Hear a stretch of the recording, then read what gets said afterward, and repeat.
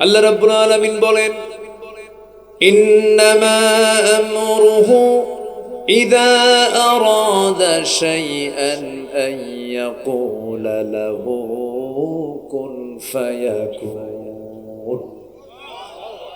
আমার আল্লাহ যখন কোনো কাজের সিদ্ধান্ত নিয়ে নেন, শুধু বলে ফেলেন কুন, বলতে দেরি, সঙ্গে সঙ্গে তা বাস্তবায়ন হয়ে যায়। জোরে বলি সুবহানাল্লাহ। সেই মহান রব, আমার প্রভু আমাকে দয়া করে এই কালামটা আমাকে দিয়েছেন, কোরআনটা আমাকে দিয়েছেন। পৃথিবীতে আমরা যা কিছু দেখি, চোখে যা কিছু দেখি, যত আশ্চর্য হই না কেন, যত আশ্চর্যের কিছু পৃথিবীতে আছে, এর মধ্যে সবচাইতে মহা আশ্চর্য, মহা বিস্ময় হলো এই কোরআন। জোরে বলি সুবহানাল্লাহ। কারণ আল্লাহ পাক এর মধ্যে এমন কিছু তথ্য দিয়েছেন যা পৃথিবীর কোন তথ্যে এটা আপনি খুঁজে পাবেন না। কোথাও আপনি যেটা পাবেন না সেটা এই কিতাবের মধ্যে পাবেন। জোরে বলি আল্লাহু আকবার। জাস্ট একটা তথ্য আমি দিতে চাচ্ছি। এই যে আমরা যেখানে বসে আছি, জমিন, ঠিক মাথার উপরে আছে হলো নীলাকাশ। এই আকাশ এবং এই জমিন, মাঝখানে যেটা বিশাল শূন্যতা আমরা লক্ষ্য করি। শুধু শূন্য না, মহাশূন্য। মহাশূন্য, এই মহাশূন্য এক সময় এটা ছিল না। আধুনিক বিজ্ঞান এটা প্রমাণ করে তারা বের করেছেন। তারা বলছেন না এই জমিন এবং ওই আকাশ দুটো একসঙ্গে লাগানো ছিল। লাগানো থাকলে কি আর মহাশূন্য থাকে? থাকে না। দুটো একসঙ্গে কি ছিল? লাগানো ছিল। সায়েন্স বলছে প্রচন্ড একটা ধাক্কার মধ্য দিয়ে এই মহাশূন্যতার সৃষ্টি হয়েছে, যার আলোচিত নাম হলো big bang theory. Big bang এই শব্দটা হলো এই থিওরির নাম। অথচ আল্লাহ রাব্বুল আলামিন এই থিওরি হালে বিজ্ঞান প্রমাণ করলো। অথচ ১৫০০ বছর আগে আল্লাহ পাক এই বিগ ব্যাং থিওরির কথা অনেক আগে কোরআনে বলে দিয়েছেন। আল্লাহ রাব্বুল আলামিন বলেন, أولم ير الذين كفروا أن السماوات والأرض كانتا رتقا ففتقناهما وجعلنا من الماء كل شيء حي জোরে বলুন আল্লাহু আকবার। কাফেররা কি নজর দেয় না? আল্লাহ রাব্বুল আলামিন এই আকাশ এবং জমিনকে এক জায়গায় রেখেছিলেন, দুটো একসঙ্গে লাগানো ছিল। আর এরপর আল্লাহ রাব্বুল আলামিন প্রচন্ড একটা ধাক্কার মধ্য দিয়ে মহাশূন্য বানিয়ে দিয়েছেন। এখন বলুন, বিজ্ঞান কি এই থিওরি প্রমাণ করেছে না কোরআন থেকে ধার নিয়েছে? কোরআন থেকে ধার নিয়েছে। যেখানে সকল জ্ঞান শেষ, সেখানে ওহীর জ্ঞান শুরু। এটা এমন এক রবের পক্ষ থেকে নাজিল হওয়া কিতাব, যিনি বিস্তৃত জমিনের মালিক, বিশাল আসমানের মালিক। এমন বৃহৎ পরিচয় আল্লাহ ছাড়া পৃথিবীর কেউ দিতে পারে? আসতে বলবেন না, দিতে পারে? সেই মহান রব্বুল আলামিন আমাকে আপনাকে এই কিতাবটা দিয়েছেন। কিন্তু দুঃখ লাগে, এই কিতাবকে আমরা অনেকে নামাজে মানতে চাই, রোজায় মানতে চাই, মসজিদে মানতে চাই, দান সদকায় মানতে চাই, কিন্তু রাষ্ট্রে কোরআন আসুক এটা অনেক মুসলমানও মানতে চায় না। আছে না নাই বলেন তো? আছে। আপনি কোরআনকে নামাজে মানবেন, রাষ্ট্রে মানবেন না, আপনার ঈমান এখনো আনা হয়নি। আপনাকে নতুন করে আপনাকে ঈমান আনতে হবে। সম্মানিত ভাইয়েরা, আজকে যদি কোরআনের বাস্তব চিত্র যদি সমাজে চিত্রায়িত হতো, আজকে কোরআনের চিত্র যদি রাষ্ট্রে চিত্রায়িত হতো, আজকে আমাদের চোখের সামনে এমন চিত্র দেখা লাগতো না। আমার দেশের স্বাধীনতার 53 বছর চলছে আজ। এই 53 বছরে দেশের দুর্নীতি, দেশের ক্রাইম, এটা কমেছে না বেড়েছে? কমছে না বাড়ছে? বাড়ছে। সম্মানিত বন্ধুগণ, সব তো দেখলাম। কেউ এই দেশটাকে শাসন করেছে 25 বছর, কেউ চালিয়েছে 16 বছর, কেউ চালিয়েছে 9 বছর, মাঝখান দিয়ে কেয়ারটেকার গভর্নমেন্ট কয়েক বছর। এই মোটামুটি 53 বছর যারাই ক্ষমতায় ছিলেন, তারাই কিন্তু মুসলিম পরিবারের সন্তান ছিলেন। তাদের ধর্মের নাম ইসলাম, তারা মুসলমান। অথচ আজ পর্যন্ত আমার দেশে জাহান্নাম থেকে বাঁচার একমাত্র কারণ, জাহান্নাম থেকে বাঁচার জন্য 1 নম্বর কাজ হচ্ছে নামাজ। জাহান্নামে যাওয়ার 1 নম্বর কারণ হলো নামাজ ছেড়ে দেওয়া। সেই নামাজের আইনটাই আজ পর্যন্ত কেউ পাশ করতে পারে নাই। সম্মানিত ভাইয়েরা, সম্মানিত বন্ধুগণ, সমাজের সকল অশান্তি দূর করার জন্য সবার আগে প্রয়োজন হলো নামাজি সরকার। কি সরকার বলেন তো? নামাজি সরকার। অতএব যা দেখেছি আর দেখতে চাই না। আমরা আগামীর দেশ দেখতে চাই এই কোরআনের দেশ, ইসলামের দেশ, নামাজের দেশ। ঠিক কিনা? রাজি আছেন কারা কারা? হাত উঁচু করে দেখান মুসলমান।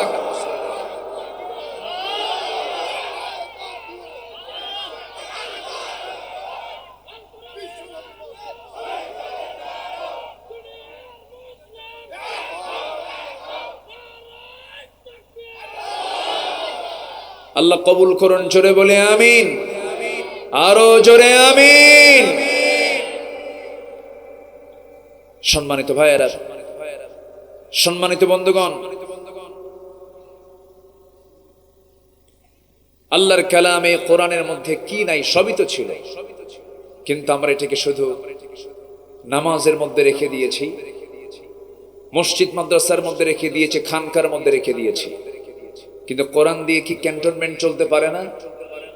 কোরআন দিয়ে কি প্রশাসন চলতে পারে না? কোরআন দিয়ে কি আদালত চলতে পারে না? কোরআন দিয়ে বঙ্গভবন, গণভবন, সংসদ ভবন কি চলতে পারে না? যখনই আমরা এই জাতীয় কথা বলতে যাই, তখন বলে, হুজুর আপনি রাজনীতি শুরু করলেন কেন? যারা বলবে ইসলামে রাজনীতি নেই, তাকে নতুন করে ঈমান আনতে হবে। সম্মানিত ভাইয়েরা, অনেক কথা আছে, আস্তে আস্তে করে বলি। আমাকে সময় দিচ্ছেন তো নাকি? উঠতে একটু দেরি হয়ে গেছে, আর একটু আগে উঠলে ভালো হতো। বছর 3 আগে আমি এই মাহফিলে এসেছিলাম। আল্লাহ পাক আমাকে আবারও এমন সুন্দর একটা আয়োজন, আবারও আমাকে আসার তৌফিক দিয়েছেন, আলহামদুলিল্লাহ। এই মসজিদের সম্মানিত সাবেক সভাপতি আলম সাহেব, তিনি আমাকে দাওয়াত দেওয়ার পরে ইন্তেকাল করেছেন। ওই মাহফিলটা তিনি থাকতে পারেন নাই। এবছর একজন সহসভাপতি কালাম সাহেবের ইন্তেকাল হয়েছে। আমরা দোয়া করি আল্লাহ এই সমস্ত তার বান্দাদের কবরের সমস্ত আযাবকে মাফ করে কবরটাকে জান্নাতের টুকরা বানায় দেন। জোরে বলি আল্লাহুম্মা আমিন। সম্মানিত ভাইয়েরা, সেই মহাগ্রন্থ কোরআনে কারীম থেকে আমি সূরাতুল আহজাব থেকে কিছু কথা আমি বলতে চাচ্ছি। আল্লাহ যেন আমার মুখ থেকে সেই কথাগুলো বের করে দেন, যে কথাগুলো উম্মতে মুহাম্মাদের জন্য এই মুহূর্তে দারুণ প্রয়োজন। আচ্ছা, এটা এই দিকে যায় কেন? দিকে ঘোরান তো একটু।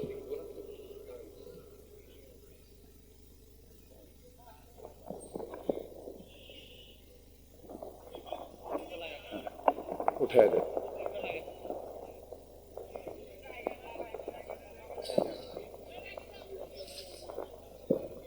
সম্মানিত ভাইয়েরা, আমার দিকে তাকান। সূরাতুল আহজাব থেকে কিছু কথা আমি বলতে চাচ্ছি। এই পৃথিবীতে আমরা যত আদর্শই খুঁজি না কেন, কোন আদর্শই পরিপূর্ণ আদর্শ নয়। প্রত্যেকটা আদর্শের মধ্যে ত্রুটি আছে না নাই বলেন তো? আছে। বিশেষ করে আমি আজকের মাহফিলে লক্ষ্য করছি যুবকদের উপস্থিতি বেশি, বলি আলহামদুলিল্লাহ। যুবকদের নিয়ে ওয়াজ করব, বুড়া মানুষ বাদ।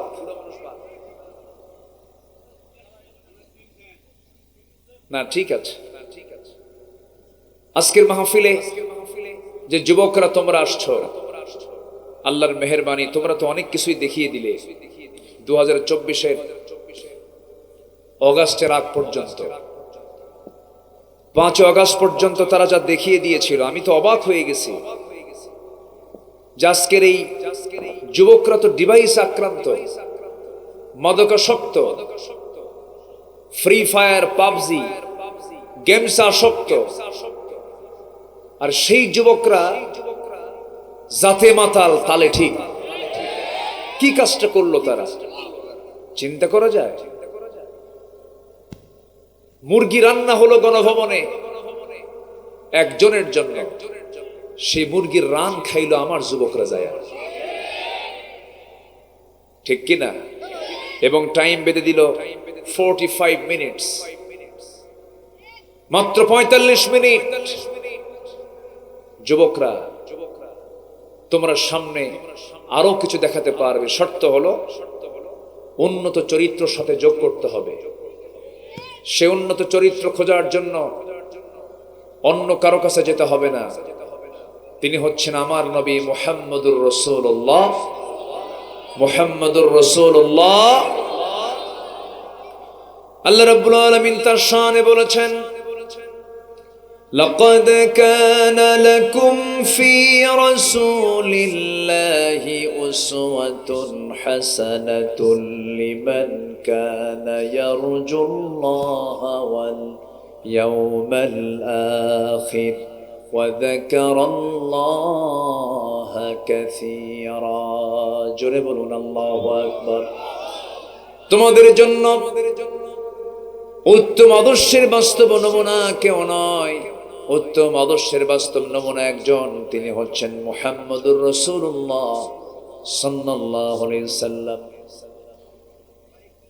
আমার ভাইয়েরা, আল্লাহ রাব্বুল আলামিন রাসূলকে এত সম্মান দিয়েছেন, রাসূলকে এত মর্যাদা দিয়েছেন। আল্লাহ পাক তার শানে এক জায়গায় বলছেন, হে রাসূল, আপনাকে যে যা বলে বলুক সেই দিকে আপনি কর্ণপাত করবেন না। আমি আপনাকে যে পুরস্কার দিয়েছি, যারা পারেন ঠোঁট মিলিয়ে আল্লাহ পাক তার শানে যা বলেছেন, তিনি বলছেন কি, নুন ওয়াল কলামি ওয়া মা ইয়াসতুরুন মা আনতা বিনি'মাতি রাব্বিকা বিমাজনুন ওয়া ইন্না লাকা লাআজরান গায়রা মামনুন وَإِنَّكَ لَعَلَى خُلُقٍ عَظِيمٍ। জোরে বলুন আল্লাহু আকবার। হে রাসূল, আমি আপনাকে সুমহান চরিত্র অধিকারী বানিয়ে দিয়েছি। আল্লাহ পাক তার সম্মানটা কত বাড়িয়ে দিয়েছেন। এই কোরআন নাজিল হয়েছে আমার নবীর উপরে, কিন্তু আমার নবীকে আল্লাহ পাক কোথাও নাম ধরে একটা বারের জন্য ডাকেন নাই। বাবা তার ছেলেকে নাম ধরে ডাকতে পারেন, কিন্তু ছেলে তার বাপকে যদি নাম ধরে ডাকে, এটা আদব হবে না, বেয়াদবি হবে, বেয়াদবি হয়ে যাবে। ছোটজন বড়জনকে নাম ধরে ডাকতে পারেন? পারেন পারেন না? বড়জন ছোটজনকে নাম ধরে ডাকতে পারেন? আমার আল্লাহ তার জায়গা থেকে, তার আসন থেকে আমার নবীর নাম ধরেও যদি ডাক দিতেন, কিছুই হতো না। কিন্তু আল্লাহ রাব্বুল আলামিন সব নবীকে নাম ধরে ডাকলেও আমার আল্লাহ আমার নবীকে কোরআনে কোথাও একটাবারও নাম ধরে ডাকেন নাই। জয় বলি সুবহানাল্লাহ। আদম আলাইহিস সালাতু ওয়াস সালামকে ডাক দিয়েছেন, ইয়া আদম উসকুন আনতা ওয়া যাওজুকাল জান্নাহ ডাক দিয়েছেন ওয়ামা তিলকা বিয়ামিনিকা ইয়া মূসা, ডাক দিয়েছেন ইয়া ইয়াহইয়া খুযিল কিতাবা বিকুওয়া।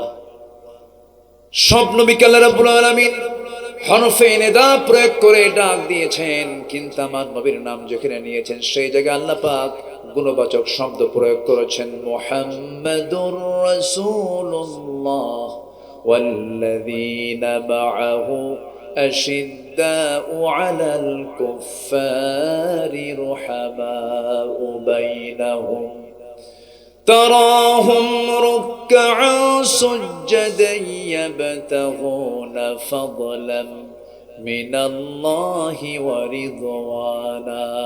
জোরে বলুন আল্লাহু আকবার।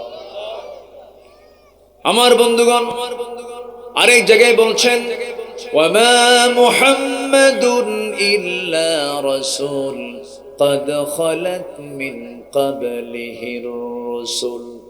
আরেক জায়গায় ডাক দিচ্ছেন ইয়া আইয়ুহাল মুযাম্মিলু কুমিল লাইলা ইল্লা কালিলা নিসফাহু আও ইনকুস মিনহু কালিলা। আরেক জায়গায় ডাক দিচ্ছেন ইয়া আইয়ুহাল মুদ্দাথির কুম ফাআনযির ওয়া রাব্বাকা ফাকাব্বির। কোথাও আল্লাহ রাব্বুল আলামিন আমার নবীর শানে নাম প্রয়োগ করে ডাক দিলেন না।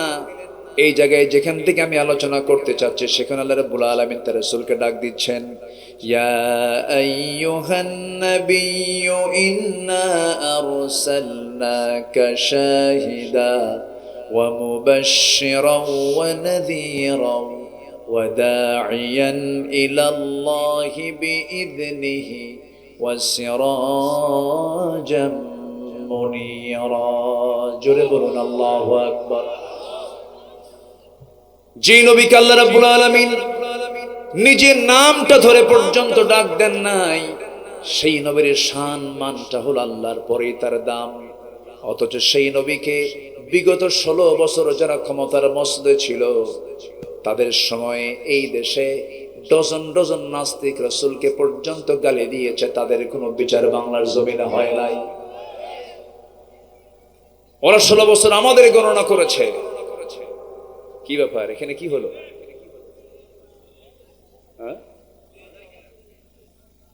ও মাদ্রাসার ছাত্র এরা।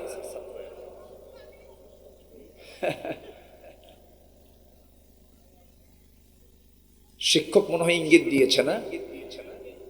শিক্ষকের ইঙ্গিত যদি একবার পায় ওরা কিয়ামত হলো মানবে না। এটা হচ্ছে মাদ্রাসার শৃঙ্খলা।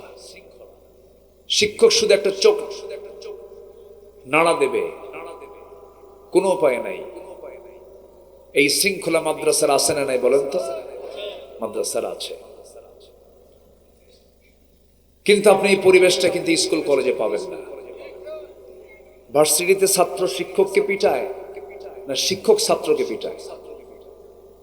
ভার্সিটিগুলোতে কি ছাত্র শিক্ষককে পিটায়। কিন্তু আপনি মাদ্রাসায় কোথাও পাবেন না এমন চিত্র। কারণ মাদ্রাসায় যে শিক্ষা হয় এই শিক্ষার মূল বাহনটা কি বলুন তো? কোরআন। কোরআন থাকবে যেখানে রহমত আছে না নেই বলেন তো? সম্মানিত ভাইয়েরা, যাই হোক ওরা চলে গিয়েছে, ওদের আবার শেষ রাত্রে উঠতে হবে। যদি হেফজ মাদ্রাসা হয় তাহলে তারা আবার শেষ রাত্রে উঠবে।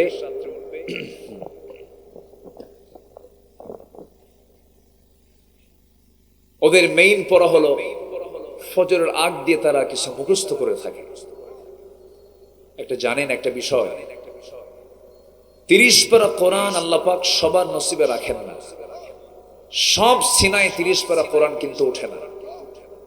আল্লাহ পাক যে সিনাকে নির্বাচিত করেন সেই সিনাতে আল্লাহ পাক 30 পারা কোরআন উঠায় দেন। আমার নবীর কাছে যখন প্রথম ওহী নাযিল হয়, আমার নবীজি বারবার আওড়াচ্ছেন এটাকে মুখস্থ করার জন্য, কিন্তু পারতেছেন না, কষ্ট হচ্ছে তার। আল্লাহ রাব্বুল আলামিন বলেন লা তুহাররিক লা তুহাররিক বিহি লিসানাকা লিতাআজালা বিহি। হে নবী, আপনি মুখস্থ করার জন্য বারবার আপনার জিহ্বা নাওড়াবেন না। আমি আল্লাহ নিজে আপনার সিনার মধ্যে কোরআনটা জমা করে দেব। আমি নিজে জমা করে দেব। আপনার এত পরিশ্রম করার কোনো প্রয়োজন নাই। সম্মানিত ভাইয়েরা, সানুকরিউকা ফালা তানসা, আপনি কখনো ভুলবেন না। আমার রাসূলকে কে বলছেন? আল্লাহ বলছেন। তাহলে আপনি বলুন, চেষ্টা করলেই কি কোরআনের হাফেজ হওয়া যায়? এটা নসিব দরকার, সাহায্য দরকার। কার? আসতে বলুন, সাহায্য দরকার কার? আল্লাহ পাকের। ওরা চলে গিয়েছে, যাক, আমরা আছি তো নাকি? জোরে বলে ইনশাআল্লাহ। এই 16 বছরে আমরা এমন চিত্র দেখেছি, কুকুরের মাথায় টুপি পরানো হয়েছে, রাসূলকে নিয়ে ব্যঙ্গোক্তি করা হয়েছে, রাসূলকে সন্ত্রাসী মুহাম্মদ বলা হয়েছে। এরপরে এখন নিষিদ্ধ একটা ছাত্র সংগঠন জাহাঙ্গীরনগর ইউনিভার্সিটিতে বিগত কয়েক যুগ আগে প্রকাশ্যে 100 জন ছাত্রীকে ধর্ষণ করে ক্যাম্পাসে এসে প্রকাশ্যে ধর্ষণের সেঞ্চুরি পূরণের অনুষ্ঠান বাস্তবায়ন করার জন্য মিষ্টি পর্যন্ত বিতরণ করেছে। এই সমস্ত তালিকাগুলো এখন বের করার দরকার আছে না নাই? বলেন তো, আসতে বলবেন না, আছে না নাই? আমার বিরুদ্ধেও তালিকা করেছিল। সেটা হলো ওই যে কি, বিচারপতি শামসুদ্দিন, কালা বলার দরকার নাই, শামসুদ্দিন মানিক। কালা তো আল্লাহ বানাই দিয়েছে, তাই না? এই শামসুদ্দিন মানিক 116 জন আলেমের তালিকা করেছিল, এর মধ্যে আমার নামটা ঢুকিয়েছিল। কেন? আমরা নাকি রাষ্ট্রদ্রোহী, আমরা নাকি রাষ্ট্রের বিরুদ্ধে অবস্থান করেছি। সম্মানিত বন্ধুগণ, 2 বছরও পার হয়নি, সেই তালিকা 2 বছর অতিক্রম করেনি। সেই শামসুদ্দিন কালা মানিক আজকে কোথায়? পালানোর জন্য সিলেট অঞ্চলকে চুজ করলো। সে ত্রিপুরা অথবা আসাম দিয়ে গুয়াহাটি হয়ে দিল্লি চলে যাবে। কিন্তু সিলেটবাসী খুব ভালো আপ্যায়ন করেছে, এত সুন্দর আপ্যায়ন করেছে। কোর্টে যখন হাজিরা দিতে গেছে, বিসি শুদ্ধ আউট করছে। আপনারা জানেন না, জানেন না, জানেন না? সম্মানিত বন্ধুগণ, যুগে যুগে যারা এই জুলুম করেছে, আল্লাহ পাক তাদেরকে উলঙ্গ করে ছেড়েছেন। ফেরাউন পৃথিবীতে ক্ষমতার মসনদে ছিল হলো 1600 বছর, তার হায়াত ছিল 1600 বছর, আর এরা ছিল হলো 16 বছর। দেখছেন সংখ্যার যে মিল হলো, কেমনে বুঝলাম না। সবচেয়ে বুকটা ফেটে যায় একটা ব্যক্তির জন্য, আমার বিশেষ করে। কেমনে কেমনে এই প্যান্ডেলের এই প্ল্যাটফর্মের যিনি মূল একজন রূপকার আল্লামা সাইদিকে তারা কেমনে মেরে ফেলল। একটা জীবন্ত মানুষকে, সুস্থ মানুষকে জেলখানা থেকে চিকিৎসার নাম করে ধরে এনে 13 আগস্ট 2023 তাকে গ্রেফতার করে 13 বছর আগে রেখেছিল জেলখানায়। সেখান থেকে ধরে টেনে নিয়ে চলে গেল চিকিৎসার নাম করে হসপিটালে। সেম আবু হানিফা রাহিমাহুল্লাহর মতো বিষ প্রয়োগ করে, পয়জনিং করে তাকে পরিকল্পিতভাবে দিল্লির প্রেসক্রিপশনে হত্যা করা হয়েছে। আমাদের দাবি এই তাফসীর মাহফিলের প্ল্যাটফর্ম থেকে এটাই জানাতে চাই, এই জীবন্ত কিংবদন্তি আল্লামা সাইদ রাহিমাহুল্লাহর হত্যার সঙ্গে যারাই জড়িত তাদেরকে প্রকাশ্যে ধরে চূড়ান্ত শাস্তি নিশ্চিত করা হোক। রাজি আছেন কারা কারা? হাত উঁচু করে দেখান মুসলমান।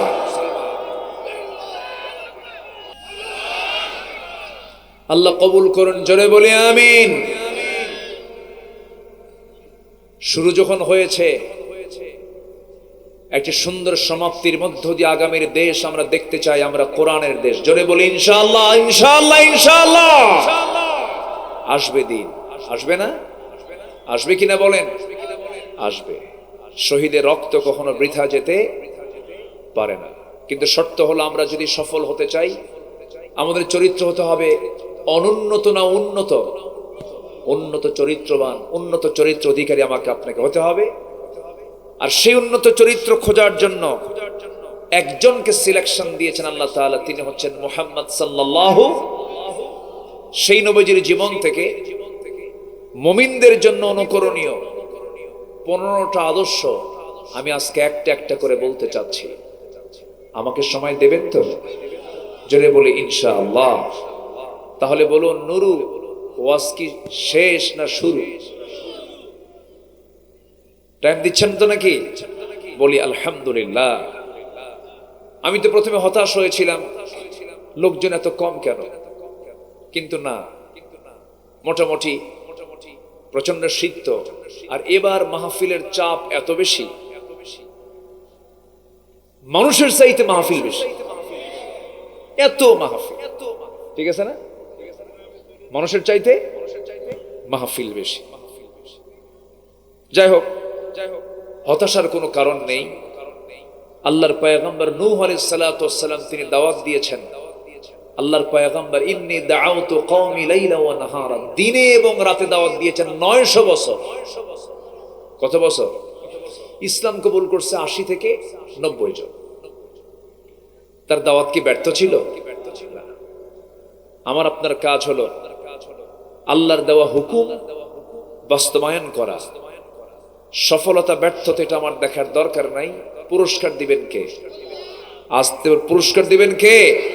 আল্লাহ তাআলা। বসুন, আমরা নবীজির যদি এই 15টা আদর্শ যদি আজকে শিখে যেতে পারি, আমলের নিয়তে যদি শুনে যদি বাস্তবায়ন করি, এই 15টা আদর্শই আমাকে জান্নাতের দরজায় পৌঁছায় দেবে।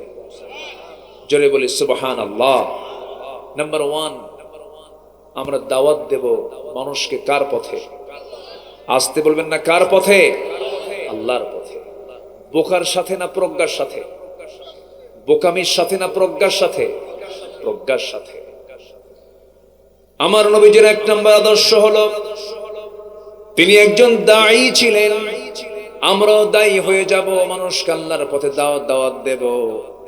আল্লাহ রাব্বুল আলামিন তার শানে বলছেন, উদউ ইলা সাবিলি রাব্বিকা বিল হিকমাতি ওয়াল মাউইযাতিল হাসানাহ ওয়াজাদিলহুম বিল্লাতী হিয়া আহসান ইন্না রাব্বাকা হুয়া আ'লামু বিমান দাল্লা আন সাবিলিহি وهو أعلم بالمهتدين। জোরে বলুন আল্লাহু আকবার।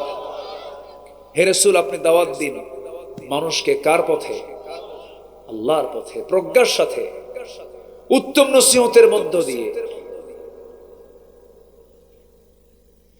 অধিকাংশ মাহফিল আমি লক্ষ্য করে দেখি শুধু চিল্লাচিল্লি হয়। এরকম কিছু মাহফিল আছে না নাই বলেন তো? আছে। সে তো চলেই গেছে, সে তো আর নাই।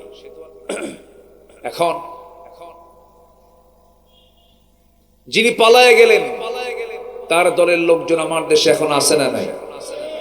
উনি চলে গেছেন, কিন্তু তার লোকজন তো আছে। আমি তাদেরকে একটু আহ্বান করব, আমি তাদেরকে একটু বলতে চাই, বাম চিন্তা মাথা থেকে ঝেড়ে ফেলে দেন, বাম দল বাদ দিয়ে দেন। যে দল ইসলাম চায় না, যে দল কোরআন আইন চালু হোক এটা চায় না, যেই দলটা ইসলামী দল নয়, কোরআনকে প্রশ্ন করুন সেই দল করা যাবে কিনা? কোরআনকে বলবে করা যাবে, যাবে, করা যাবে, বাদ দিয়ে দেন, ফিরে আসেন, জান্নাতের দিকে আসুন। আমরা জান্নাতের দিকে দৌড়াই। যে কোনো মুহূর্তে তো মরে যাব, আমিও যাব, আপনিও যাবেন। আমার মতো বয়সে, আমার বয়সের কত কত মানুষ দুনিয়া থেকে বিদায় নিয়েছেন, এখন তো পরে আর মরে, সময়ও লাগে না, পরে আর মরে। মানে আমরা মুরগি খাই, যেগুলো মুরগি খাই না, ওই মুরগিগুলো তো পরে আর ক্লিনিকে যাওয়ার সময় নেই। সেই দিন আমার এক বন্ধু, একসঙ্গে পড়াশোনা করেছি, খুব সুন্দর কণ্ঠ ছিল, সে পরে আর্মিতে চাকরি নিল, আর্মিতে জয়েন করে চাকরি করতেছিল, বাড়ি দুপচাচিয়া। আমি অনেকদিন পর হঠাৎ করে তার কথা মনে হলো, ভাবলাম একটু সালাম দিই, একটু যোগাযোগ করি। ফোন দিলাম, ফোন দিয়ে দেখি রিসিভ করে একজন মহিলার কণ্ঠ, সালামের জবাব নিল। বললাম, আপনি কে? আমি জিয়াকে চাচ্ছিলাম। উনি হঠাৎ করে কেঁদে ফেলে বলছে, আমি তার স্ত্রী। বলছে, সে তো নাই, সে তো মরে গেছে। এটাই তো পৃথিবীর আসল নিউজ। এমন কোন দিন নাই যে দিনটা আমার কানে এমন নিউজ আসে না। আসে কিনা বলেন? আসে। সবাই আমরা দুনিয়া থেকে বিদায় নিয়ে নেব, কেউ আমরা দুনিয়াতে বাঁচার জন্য আসি নাই, সব দুনিয়া থেকে বিদায় নিয়ে নেব। কিন্তু আল্লাহ বলছেন, বান্দারা তুমি আমার কাছে যদি আসতেই চাও, আসতেই তো হবে আমার কাছে। তোমার নেক আমলনামা নিয়ে আসো, ডান হাতের আমলনামা নিয়ে আসো, ইসলামী দল করে আসো, কোরআন সুন্নাহর বিধিবিধান মেনে নিয়ে আসো। তোমার মাথা থেকে পা পর্যন্ত তোমার সকল কাজ কর্ম সব নবীর সুন্নাহ তরিকা মতো করে আসো। কোনো চিন্তা নাই, আমি আল্লাহ তোমার ব্যাপারে জানায়া দিচ্ছি। ইয়া আইয়াতুহান নাফসুল মুতমাইন্নাতুর রজিই ইলা রাব্বিকি রাদিয়াতাম মারদিয়াহ ফাদখুলি ফি ইবাদি ওয়াদখুলি জান্নাতি। জোরে বলুন আল্লাহু আকবার। আমার বান্দা হয়ে যাও, আমার অনুগত বান্দা হয়ে আমার জান্নাতে প্রবেশ করো, তোমাকে কেউ বাধা দেবে না। শর্ত হলো সারেন্ডার করতে হবে কার কাছে? আসতে হলো সারেন্ডার করতে হবে কার কাছে? আল্লাহর কাছে। দুঃখ লাগে, আজকে 53 বছর দেশ স্বাধীন হয়েছে, কত সরকার আসলো গেল, আমার দেশে মানুষ মুসলমান মাত্র 5% নামাজ পড়ে। কয় পার্সেন্ট? 5%। বাকি 95% মুসলমানের নামাজের খবরই নাই। আর এত বিড়ি খায় এ জাতি। রাগ করতেছেন নাকি আপনারা? আবার হুজুর আপনি ওয়াজ করেন, আবার বিড়ি কথা কন কেন? এরকম ভাবতেছেন কিনা? আবার মাহফিল এসে বলে কি জানেন, হুজুর বিড়ি খাওয়া কি জায়েজ আছে?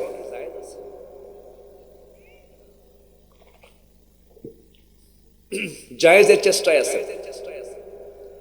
যদি জায়েজ করে নেওয়া যায়। সম্মানিত ভাইয়েরা, আবার অনেকে পান খান, পান খান সমস্যা নাই, পান তো রস খান তো নাকি, মাঝে মধ্যে খান, পান খান সমস্যা নাই, পানের রস স্টমাকের জন্য ভালো। কিন্তু পানের সাথে আবার হাকিমপুরি রহমতুল্লাহ আলাইহি কেন? এখানে কথা আছে,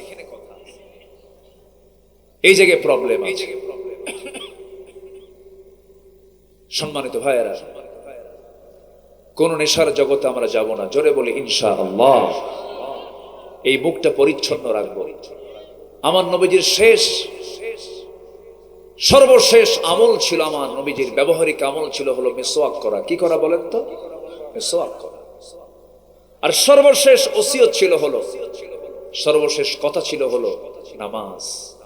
বলেন সর্বশেষ কথা কি ছিল? নামাজ। আমার যারা আলোচনা শোনেন, আমি এই বিষয়টা খুব বেশি বলার চেষ্টা করি। আমি আপনি কেউ থাকবো না দুনিয়া থেকে, আমিও চলে যাব, আপনিও চলে যাবেন। কেউ বাঁচার জন্য আসি নাই। এই দুনিয়ার মায়া মমতা একদিন সব মাইনাস হয়ে যাবে। কলিজার টুকরা সন্তানের জ্বর হলে পরে গোটা রাত ঘুম হয় না, পেরেশানি কাজ করে। কিন্তু আপনি দুনিয়া থেকে বিদায় নিয়ে নেন এখনই, ওই সন্তানটা 3 দিন 5 দিন 7 দিন কান্নাকাটি করবে, এরপরে আপনাকে ভুলে যাবে। যুবক, তুমি নতুন বিয়ে করেছ, নতুন বউ তোমার ঘরে 2 বছর সংসার করেছ, নতুন ফুটফুটে একটা বাচ্চা হয়ে গেছে। হঠাৎ করে তুমি একদিন রোডে হুন্ডা চালাতে নিয়ে খাদে পড়ে তোমার মৃত্যু হয়ে গেল। তোমার বউয়ের কানে সংবাদ চলে গেল। বউ তোমার শোকে কাঁদতে কাঁদতে সেন্সলেস হয়ে পড়লো। 2-3 দিন খেতে পারলো না। 7 দিন চলে গেল, খাওয়া বন্ধ হয়ে আছে। 14 দিনের মাথায় খাওয়া দাওয়া সব স্বাভাবিক হয়ে যাবে, ঘুমটুম সব স্বাভাবিক হয়ে যাবে। মাসখানেক পর চেহারায় হাসি আসবে, মাস 3 পর আরো স্বাভাবিক হয়ে যাবে। তোমার শ্বশুর বাড়ির লোকজন তোমার সেই আদরের বউটাকে নিয়ে চলে যাবে তার বাড়িতে। 4 মাস 10 দিন পার হয়ে যাবে। শোকের সময়গুলো পার হয়ে যাওয়ার পর 6 মাস 7 মাস পরে তোমার শ্বশুর শাশুড়ি তোমার সেই বউটাকে একটু বুঝায় শোনায় জোর করে অন্যত্র বিয়ে পর্যন্ত দিয়ে দেবে। অন্যের ঘরের স্ত্রী হয়ে চলে যাওয়ার পর তোমার সেই বউটাই পরের দিন ফোন দিয়ে তার আব্বা আম্মাকে বলবে, আব্বা তোমরা আমার ব্যাপারে যে সিদ্ধান্ত নিয়েছো বিয়ের বিষয়ে খুব ভালো করেছো, কারণ আমার আগের স্বামীর চাইতে এই স্বামীটা আরো ভালো। এটাই হলো দুনিয়া। আপনি আজকে মরে যান, সন্তানগুলো সম্পদ নিয়ে কাড়াকাড়ি শুরু করে দেবে। কেউ আমার আপন নয়। কে বলেছে আমার বাপ আপন? বাপ আমার আপন নয়। কে বলেছে মা আপন? মা আমার আপন নয়। কে বলেছে ছেলে আপন? সেও আমার আপন নয়। কে বলেছে আমার স্ত্রী আপন? সে আমার আপন নয়। কে বলেছে আমার ভাই আপন? সে আমার আপন নয়। একবার চক্ষু বন্ধ করে দেখুন, একমাত্র আপন আমার কে? আসতে বলবেন না, কে? রুহের জগতে একা ছিলাম, মার পেটের জগতেও একা ছিলাম। দুনিয়াতে সে কিছু বন্ধু বান্ধব পেয়েছে। যেদিন আমার মরণ হয়ে যাবে আমি আবার একাই ফিরে যাব। এই জন্য আমার বন্ধুগণ, সেই আল্লাহর কাছে যখন ফিরে যেতে হবে কিছু কাজ আমরা করে যাব। কিয়ামতের দিন আল্লাহ রাব্বুল আলামিন বান্দাকে সর্বপ্রথম যে প্রশ্ন করবেন সেই প্রশ্ন হলো নামাজ। সেই প্রশ্ন কি বলুন? নামাজ। নামাজি মানুষ কখনো নেশাখোর হতে পারে না। নামাজি কখনো মিথ্যুক হতে পারে না। নামাজি কখনো ওয়াদা খেলাফ করতে পারে না। নামাজি কখনো অন্যের সম্পদ লুণ্ঠন করতে পারে না। যে নামাজি হবে সেই নামাজের চরিত্র হবে জান্নাতি চরিত্র। তার মাধ্যম দিয়ে তার দ্বারা কোনোদিন গুনাহে কবিরা নামক কোনো গুনাহ হতে পারে না। কিন্তু আমার দেশে সুদখোর নামাজিও আছে না নাই? নামাজও পড়ে। আমি কি কথা বলবো? আমি কি আলোচনা চালিয়ে যাব? জোরে বলি ইনশাআল্লাহ। আমার নবীজি 1 নম্বর দাওয়াত ছিল হলো 1 নম্বর কাজ ছিল হলো দাওয়াত দেওয়া। সে দাওয়াতটা দিয়েছেন আমার নবীজি আগে ভিতরে না বাহিরে? বলেন তো, আগে পরিবারে না আগে সমাজে? আগে পরিবারে দিয়েছে। কু আনফুসাকুম ওয়া আহলিকুম নারা, নিজে বাঁচো, তোমার পরিবারকে জাহান্নাম থেকে বাঁচাও। আমার বন্ধুগণ, নবীজির জন্ম যে সমাজে হয়েছিল সেই সমাজটা ছিল ঘুরে ধরা সমাজ।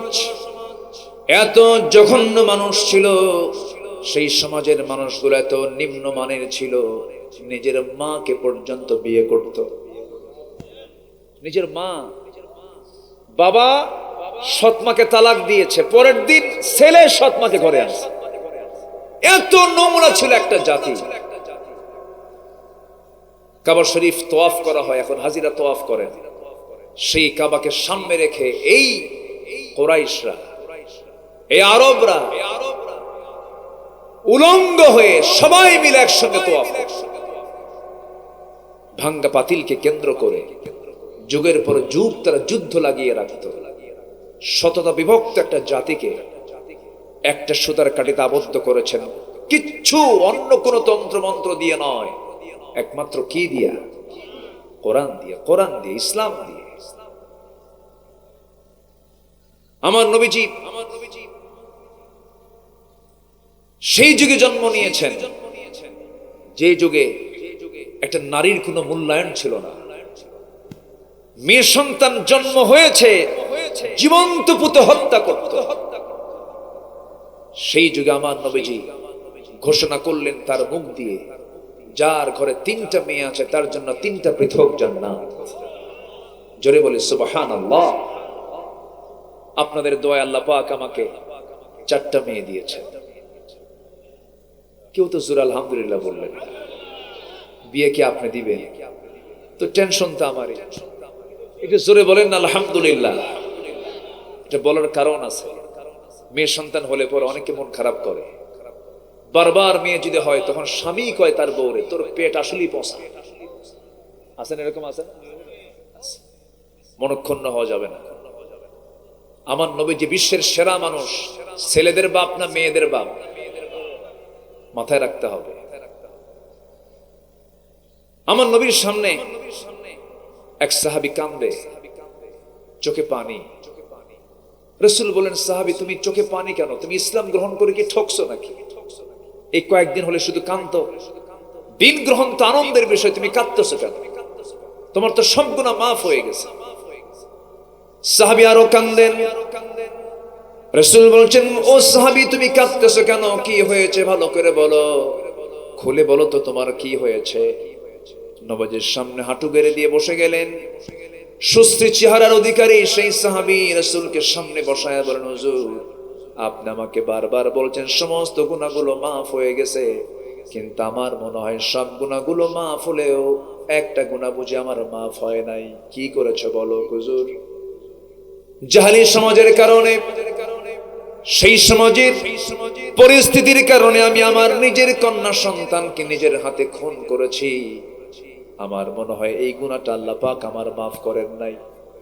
রাসূল বলেন, সাহাবীরা তুমি কেমন করে খুন করেছো আমাকে বলো তো। সামনে বসে গেলেন। আমার নবীজি লম্বা সময় ধরে তার কথাগুলো শুনলেন।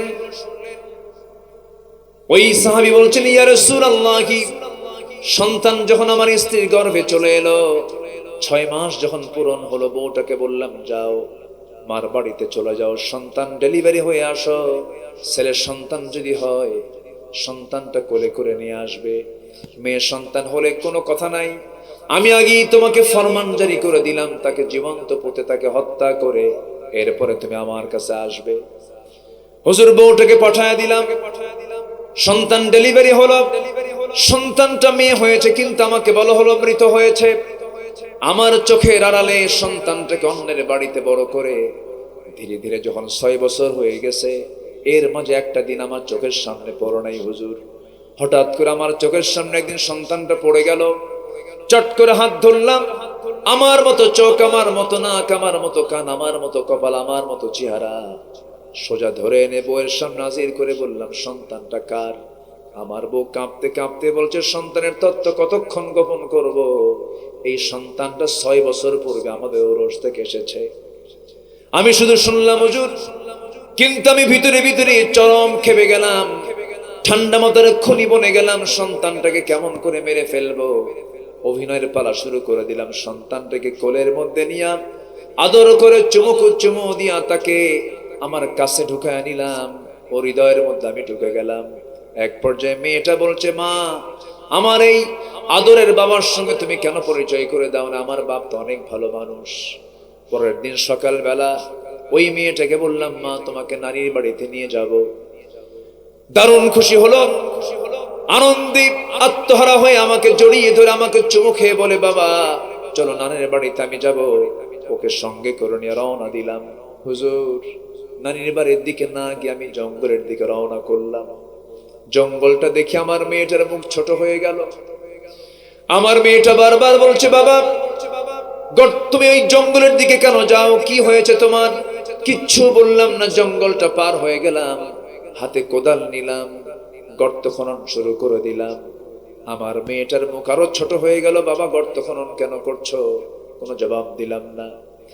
যখন আমি কোদাল দিয়ে যখন গর্ত খনন করি, ছিটকে এসে কিছু মাটি দাড়ির মধ্যে লেগে যায়, আর আমার সেই মেয়েটা 5 আঙ্গুল দিয়ে খিলাল করে করে সেই মাটিগুলো সরায়া দেয়। আমার মেয়েটা, হুজুর আমার শরীর থেকে ঘাম ঝরতেছিল, গামছা দিয়ে আমার মেয়েটা সেই ঘামগুলো ছড়ে ছড়ে দেয়, সুন্দর করে মুছে মুছে দিয়ে বলে, বাবা গর্ত খনন কেন করছো, আমাকে কিছু বলো। বাবা কিচ্ছু বললাম না। গর্ত খনন যখন শেষ হয়ে গেল, পিছন দিকে চলে এলাম, আর আমার মেয়েটাকে বললাম, মা দেখো তো গর্ত খনন কেমন হয়েছে। আমার মেয়েটা সরল মনে গর্তের কাছাকাছি চলে গেছে। উকি মেরে যখন দেখতে নিল, আমি পিছন দিকে আসলাম, চোখ বন্ধ করে পিছন দিকে সজোরে একটা ধাক্কা মারলাম। এক ধাক্কায় সন্তানটা গর্তের মধ্যে উপর হয়ে পড়ে গেল। চট করে চিত হয়ে দুইটা হাত এক জায়গায় করে বলছে, বাবা বুঝতে পেরেছি মার কথাই সত্য হয়ে গেছে, মার কথাটাই বাস্তব হয়ে গেছে।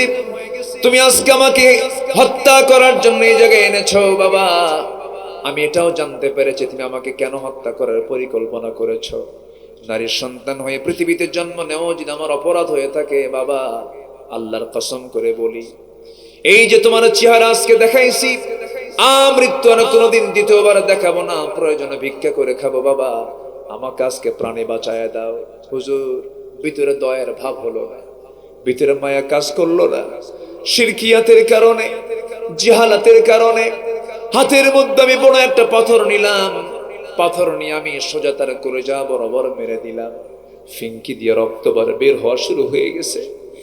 আমি আমার চোখের সামনে মাটি চাপা দিয়া, পাথর চাপা দিয়া জনমের মতো দুনিয়া থেকে বিদায় করে দিলাম।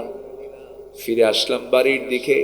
দিন গ্রহণের আগ পর্যন্ত তেমন কিছু মনে হয় নাই, কিন্তু এই যে ৬-৭ দিন যাবত আমি দিন গ্রহণ করার পর থেকে রাতের বেলা বিছানায় ঘুমাতে গেলে আমাকে যেন আমার মেয়েটা বারবার ডাকতেছে, এটা আমার মনে হয়।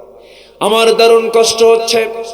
সঙ্গে সঙ্গে রাসূল সাহাবীকে জড়িয়ে ধরে বলছেন, ও আমার সাহাবী, তুমি যে ভুলটা করেছো মারাত্মক ভুল হলেও দিন গ্রহণ করার কারণে এই গুনাহটাও আল্লাহ রাব্বুল আলামিন তোমার জীবন থেকে সাফ করে দিয়েছেন। জোরে বলি সুবহানাল্লাহ, আরো জোরে বলি সুবহানাল্লাহ। সেই একটা অসভ্য সমাজ থেকে আমার নবীজি দাওয়াতি কাজের মধ্য দিয়ে দাওয়াত দিয়েছেন। কি দিয়া?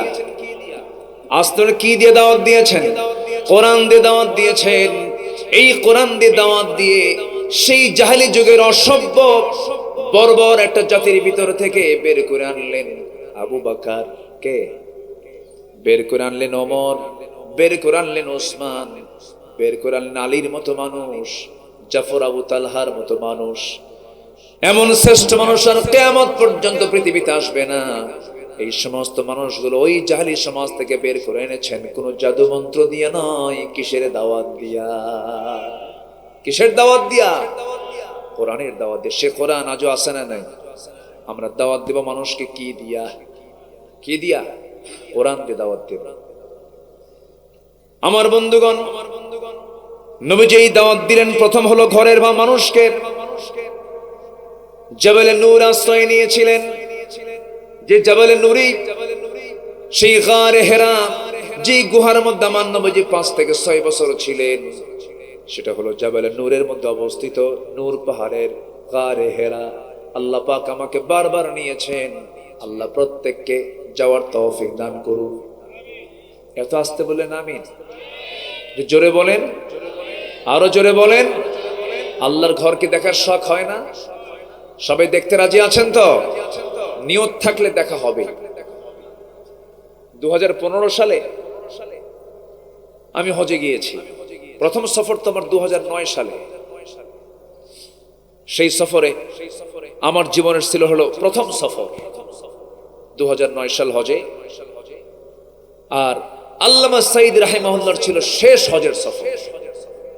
আল্লাহ পাক একসঙ্গে আরাফাতে থাকার সুযোগ করে দিয়েছে। তো ওই সময় আল্লামা সাঈদ রাহিমাহুল্লাহকে বলা হয়েছিল যে হুজুর, দেশের অবস্থা খুব খারাপ, আপনি এই দেশেই থেকে যান, এই দেশ আপনাকে নাগরিকত্ব দিয়ে দেবে, আপনার যাওয়ার দরকার নেই, দেশে মামলা হচ্ছে। উনি মুচকি হাসি মেরে বললেন, আমি দেশে থাকবো আর আমার দেশ, আমার আত্মীয়, আমার জনগণ, আমার দ্বীনি ভাইরা মানবতার জীবন যাপন করবে, এমন চরিত্র আমার না। তো রাসূল তো আমাকে এই চরিত্র শিখায় নাই। দেশের মাটিতে যাব, প্রয়োজনে ফাঁসির মঞ্চে ঝুলে মরবো, বাতিল শক্তির কাছে মাথা নত করব না। ফিরে এসেছে এদেশের কোন রাজাকার যাদেরকে গালি দেওয়া হয়েছে, কেউ পাকিস্তান যায় নাই। ভারতীয় রাজাকাররাই সব দিল্লি গিয়ে বসে আছে, ঠিক কিনা? সব দিল্লি গিয়ে বসে আছে। কয়েকটা পারে নাই যেতে, এর মধ্যে একটা এখনো দেশে আছে, দরবেশ। চেনেন না আপনারা? চেনেন না? হ্যাঁ, মাথার চুলটা কালো বানালো, দাড়িটা কাটলো বাঁচার জন্য, পাজামা খুলে লুঙ্গি পরলো, পাঞ্জাবি খুলে গেঞ্জি পরলো, নৌকায় চললো। বন্ধু একখান নিয়ে রওনা দিল যে দেখি তো পালানোর চেষ্টা করি, কিন্তু পারলো না। লক্ষ লক্ষ কোটি টাকার মালিক, হাজার হাজার কোটি টাকার মালিক। চিন্তা করুন, অর্থই যদি সকল সম্মানের কারণ হয়ে থাকে, কিভাবে আল্লাহ তাআলা এত সম্পদ হওয়ার পর তাকে উলঙ্গ করে ছাড়লেন, ঠিক কিনা?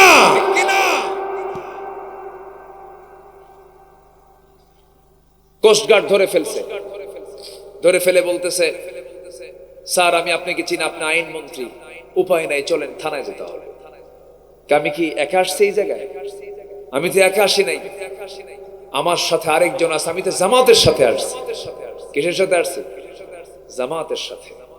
কে কে? আরেকজন কই যে বসে আছে, করতো মাথার চুল কালো, লোকটা কে? মুখে দাঁড়িয়েও নাই, কে? ভালো করে দেখো, ওটাই দরবেশ, ভান ধরে বসে আছে। সম্মানিত ভাইয়েরা, সম্মানিত বন্ধুগণ, আমরা এক নাম্বার কাজ আজকে শিখলাম নবীর জীবন থেকে। আমরা মানুষকে কি দেব বলেন তো? দাওয়াত দিতে রাজি আছেন তো? সবাই দাওয়াত দিতে রাজি আছেন তো? এক নাম্বার দাওয়াত দেব আমরা কোথায়? বাড়িতে। নিজের বাড়িকে আমরা সামলাবো। আমার নবীজি জাবালে নূর থেকে আল্লাহর কালাম কোরআন যখন নাজিল হলো, ওহী যখন নাজিল হলো, সেই কোরআনটা নিয়ে সোজা বাড়িতে চলে আসলেন। এসে তার স্ত্রী আম্মা জান খাদিজাকে লক্ষ্য করে বলছেন, খাদিজা রে, আমার কেমন যেন আশঙ্কা হচ্ছে। লাকাদ খাশিতু আলা নাফসি, আমি আমার নিজের জীবন নিয়ে শঙ্কিত, মনে হয় মরে যাব, কেমন যেন মনে হচ্ছে আমার। সঙ্গে সঙ্গে খাদিজা বলছেন, আমার স্বামী, আপনার কোনো অনিষ্ট পৃথিবীর কেউ করতে পারবে না, কারণ আপনি এতিমকে কষ্ট দেন না, আপনি অসহায়ের পাশে দাঁড়ান, আপনি মাজলুমের পাশে দাঁড়ান, আপনার চুল পরিমাণ কোনো ক্ষতি পৃথিবীর কেউ করতে পারবে না। রাসূল এবার বলছেন, খাদিজা ভালো কথা, কিন্তু আজকে আমি তোমাকে নতুন করে আমার একটা পরিচয় দিয়ে দেব, জানি না তুমি এটা মানবে কিনা। এতদিন তোমার সঙ্গে আমার পরিচয় ছিল, তুমি আমার স্ত্রী, আমি তোমার স্বামী, কিন্তু আজকে আমার একটা নতুন পরিচয় হলো, আমি হলাম আল্লাহর নবী। এই কথা বলার সঙ্গে সঙ্গে খাদিজা রাদিয়াল্লাহু তাআলা আনহার চোখে পানি চলে এলো। এবার তিনি বলছেন, আমার স্বামী গো, 15 বছর ধরে দাম্পত্যময় জীবন চালালাম, যার মুখ থেকে একটা অযাচিত কোনো কথা বের হতে দেখলাম না, একটা মিথ্যা কথা বের হতে দেখলাম না। আপনি যে আল্লাহর নবী হবেন এতে বিন্দু পরিমাণ কোনো সন্দেহ নাই। জোরে বলি সুবহানাল্লাহ। আসছেন? আলহামদুলিল্লাহ। আমি আপনাকে ফিল করছিলাম যে ভাইকে পাবো কখন। জি, একসঙ্গে হজেও গেছে, একসঙ্গে হজ করেছি, আলহামদুলিল্লাহ। আমি কি আলোচনা চালাবো? আলোচনা চালাবো? কারো কোনো কষ্ট হচ্ছে না তো? আলহামদুলিল্লাহ। সম্মানিত ভাইয়েরা, আমার নবীজি জাবাল নূর থেকে সে বউয়ের সামনে দাঁড়ালেন, বউকে বলেন, বউ, আমি আল্লাহর নবী, তোমার কি বিশ্বাস হয়? কি চরিত্র রাসূল উপহার দিলেন। স্ত্রী বলছেন, আপনি যে আল্লাহর নবী হবেন চুল পরিমাণ কোনো সন্দেহ নেই। সবার কাছ থেকে সার্টিফিকেট পাওয়া যায় ভালোই, কিন্তু বইয়ের কাছে সার্টিফিকেট ভালো পাওয়া কিন্তু খুব মুশকিল। তুমি কত নম্বর হুজুর আমার জানা আছে, বসো। বোঝেন নাই? আপনার বলুন তো, চেয়ারম্যান বড় না চেয়ারম্যানের বউ বড়? হ্যাঁ, আবার কিন্তু ভাইকে বলতেছে না কিন্তু। আচ্ছা, স্ত্রীর কাছে কিন্তু স্বামীর ভালো হওয়া এত সহজ নয়। আবার স্বামীর কাছেও স্ত্রী ভালো হও কিন্তু এত সহজ নয়। আমার রাসূলের চরিত্র কি ছিল তিনি বলে দিয়েছেন, দিনের আলোতে যা করি সাহাবীরা তা বলে বেড়াও, রাতের আধারে আমার স্ত্রী যা করি তা বলে বেড়াও। কি বিশ্বমানের চরিত্র আমার জন্য আদর্শ করে দিয়েছেন একজন ব্যক্তিকে, তিনি হচ্ছেন মুহাম্মদুর রাসূলুল্লাহ। রাসূল বললেন, তোমার কি বিশ্বাস হয়? আমাকে পড়িয়ে দেন লা ইলাহা ইল্লাল্লাহ। আমার নবীজি এবার দাওয়াতের জন্য গেলেন। 3 বছরের ছোট, আমার নবীজি 3 বছরের বড়। হিজরতের রাতের সাথী, সারা জীবনের সাথী সাইয়েদনা আবু বকরকে বলছেন, আবু বকর আমি আল্লাহর নবী, আমার কাছে ওহী নাযিল হয়, তোমার কি বিশ্বাস হয় নাকি? সঙ্গে সঙ্গে বন্ধু কেঁদে ফেলে দিয়ে বলছেন, আমার স্বামী, আমার বন্ধু আবু বকর, আমার বন্ধু মুহাম্মদ, আপনি যে আল্লাহর নবী হবেন কোনো সন্দেহ নাই, আপনি আমাকে এখনই পড়িয়ে দেন আশহাদু আল্লা ইলাহা ইল্লাল্লাহু ওয়াহদাহু লা শারীকা লাহু ওয়া আশহাদু আন্না মুহাম্মাদান আবদুহু ওয়া রাসূলুহু। হেদায়েতের মালিককে বলেন। নবীজি খুব প্রশান্তি পেলেন। ঘরের মানুষ কালেমা পড়ে নিয়েছে, বন্ধুটাও কালেমা পড়ে নিয়েছে। এবার চলে গেছেন ছোট্ট একজন শিশুর কাছে, সাইয়েদনা আলীর কাছে গিয়ে বলছেন, আলী দাওয়াতি কাজ নিয়ে এসেছে, আমি আল্লাহর নবী, তোমার কি বিশ্বাস হয় নাকি? জ্ঞানের দরজা, অত্যন্ত জ্ঞানী মানুষ সাইয়েদনা আলী ছোট্ট অবস্থায় তিনি বলে ফেললেন, আপনি যে আল্লাহর নবী হবেন সে নবুয়তি চরিত্র আমি আপনার মধ্যে দেখতে পেয়েছি। যে লোকটা জীবনে মিথ্যা কথা বলে না, আমার বন্ধুগণ আজকের সমাজে যে লোকটার মুখে মিথ্যা কথা কম থাকবে, আমি আল্লাহর কসম করে বলি সেই লোকটাই সবচেয়ে বড় পীর সাহেব, বুজুর্গ সাহেব, ঠিক কি না? সেই লোকের কথা বন্দুকের গুলি মিস হতে পারে, আল্লাহর দরবারে সেই লোকের দোয়া কবুল হয়ে যাবে। আল্লাহু আকবার বলো। শুধু মুখ থেকে কি বলা বাদ দিতে হবে? মিথ্যা। সম্মানিত ভাইয়েরা, আমার তো মনে হয় জাতিগতভাবে সবচাইতে বেশি মিথ্যা কথা বলে কোন দেশের মানুষ? ও আপনি বললেন, হাই রে মিথ্যা কথা বলে, উঠতে বসতে খেতে চলতে মিথ্যাই হচ্ছে সবচাইতে বড় একটা পুঁজির নাম। এটা আমরা মিথ্যার দিকে যাব না। জোরে বলি ইনশাআল্লাহ, জোরে বলি ইনশাআল্লাহ। পৃথিবীতে একজন মানুষের শুধু রেকর্ড আছে, শুধু একজন, only one person, the prophet Muhammad sallallahu আলাইহি ওয়াসাল্লাম জীবনে কৌতুক করেও একটা মিথ্যা বলেননি তার মুখ থেকে। অথচ দেশ চালিয়েছেন, সমাজ চালিয়েছেন, রাষ্ট্র চালিয়েছেন, মসজিদ চালিয়েছেন, বিচারালয় চালিয়েছেন, কোর্ট চালিয়েছেন, যুদ্ধের ময়দান চালিয়েছেন। একটা মিথ্যার আশ্রয় নেওয়া লাগে না। আসুন না সেই বিশ্বমানের চরিত্রকে আমাদের চরিত্র বানায় নেই। আল্লাহ কবুল করুন, জোরে বলি আমিন। কি মানুষ বানালেন আবু বকর, আল্লাহু আকবার।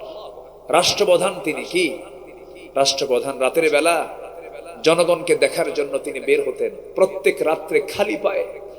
কি পায়ে? খালি পায়ে।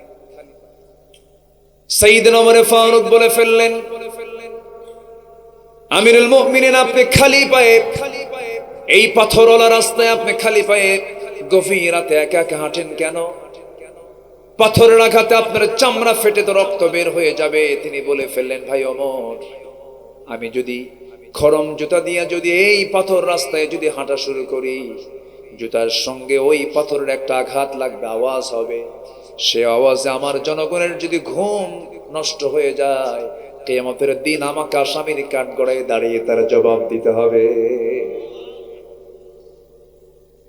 সেই জাহেলি যুগ থেকে কি মানুষ বের করলেন রাসূল? কিসের দাওয়াত দিয়া? কিসের দাওয়াত দিয়া? একা একা চলতেছেন, কোনো প্রোটেকশন লাগে না, কোনো প্রোটোকল লাগে না। একাকি চলছেন রাতের বেলা খালি পায়ে জনগণকে দেখার জন্য। তার এক প্রতিবেশী ছিল, বুড়ি মানুষ, চোখে দেখতো না, স্বামী নাই, ছেলে নাই, মেয়ে নাই, কেউ নাই, দেখবে কে? প্রত্যেক রাতে সাইয়েদনা আবু বকর তার ঘরের মধ্যে ঢুকে তার সব সেবাগুলো করে চলে আসতেন। ওমরে ফারুক একদিন এক রাতে তার খেদমত করার জন্য গেছেন।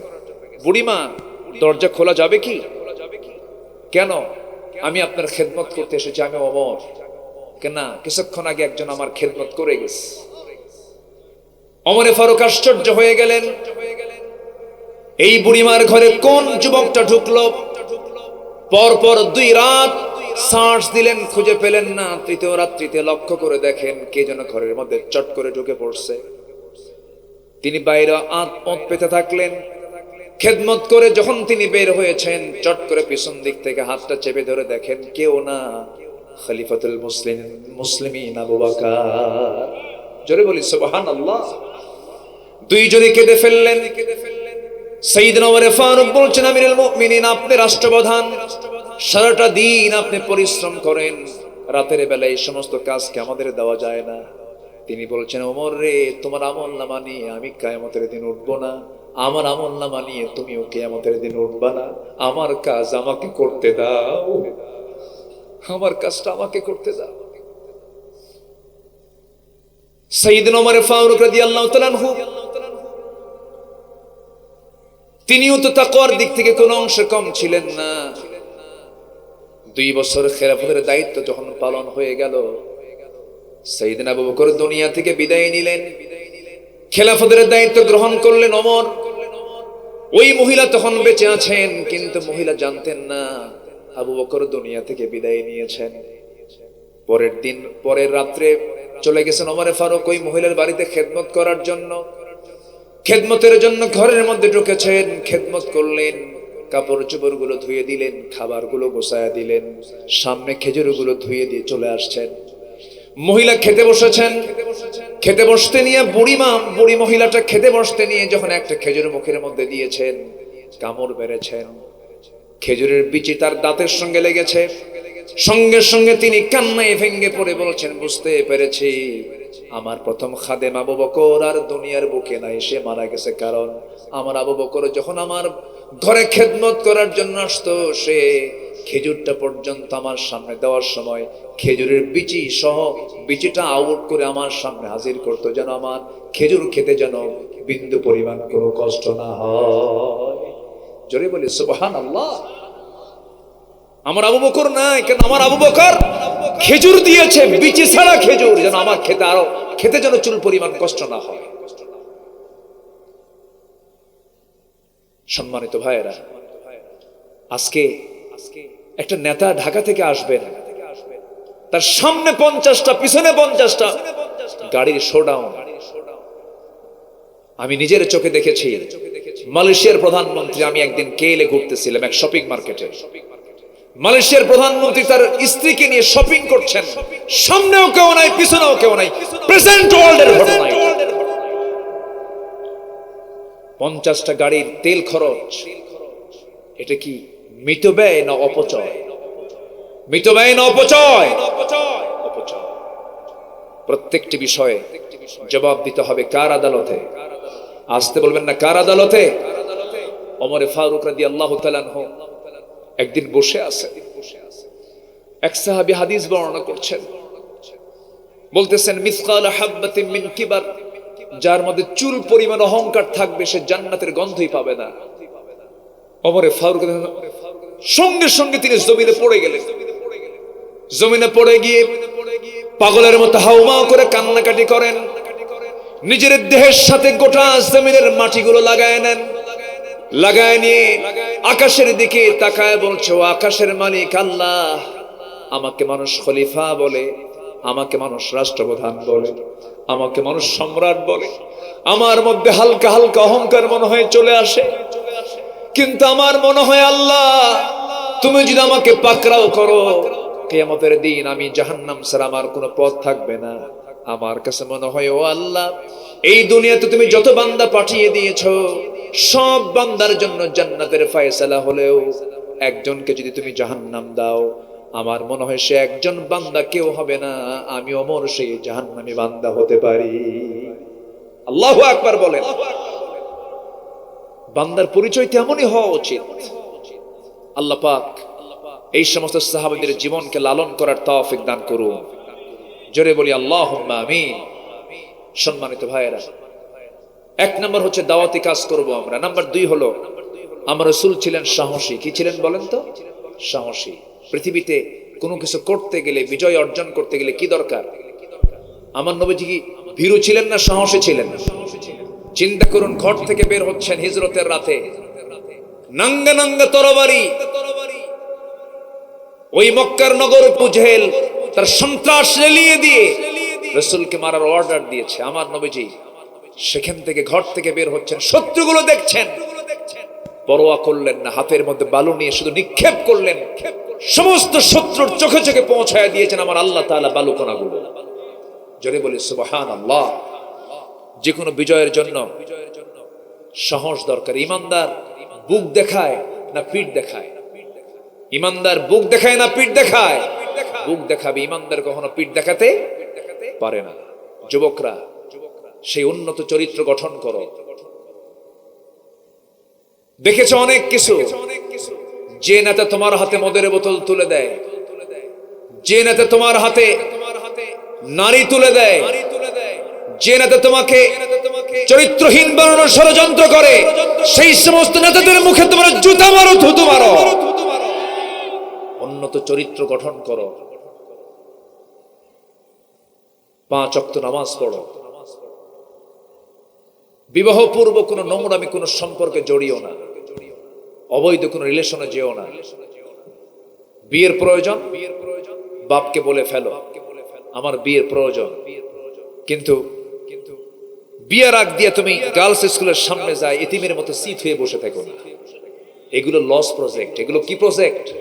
Loss project. শিক্ষা, পড়া সব শেষ। এগুলো বাদ দিতে হবে। সবাই কি নামাজ পড়বা? যুবকরা সবাই কি নামাজ পড়তে রাজি আছো?